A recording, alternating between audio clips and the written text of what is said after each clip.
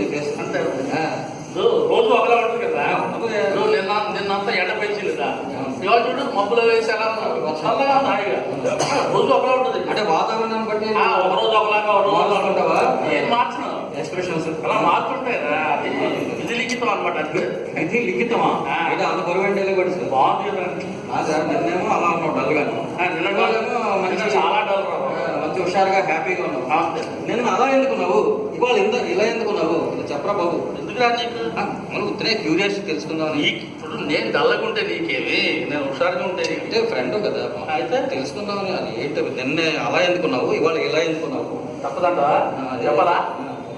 ఏం లేదురా, నిన్న డల్లు గురించి చెప్తాను చూడు. ముందు నిన్న పొద్దున్న లేచి లేవగానే నా మొహార్థంలో చూసుకున్నాను, మా ఆవిడ మొహం చూసుకున్నా తెలియదు. నిన్న 10:30 ఎంత అయింది పెట్టినా మార్నింగ్. వాడు సెలవు కదా, సెకండ్ సాటర్డే సెలవు కదా. సెకండ్ సాటర్డే మా ఆవిడ నా దగ్గరికి వచ్చి బజార్కి వెళ్ళాలి, మనం అర్జెంట్కి వెళ్ళి ఒక శారీ కొనుక్కోవాలి. సరిగా 300-400 పెట్టి కొనేసి సరిపోదు కదా. అందుకని అదేదో కంచి ఏదో ఉంది జగదాం కంచి కామాక్షి. అంటే కంచి వరకు వెళ్ళట్లేదు మనం. ఆ కంచి పట్టు చీరలు ఇక్కడే ఉంటాయి అన్నమాట. నీకు బాగా తెలుసురా. అంటే మరి అక్కడికి వెళ్ళి సరే అయితే 400-300 చూపించమంటే 400-300 ఏంటని చెప్పి 15,000 పెట్టి పట్టు చీర కొనేస్తాం. 15,000? 15,000 గొప్ప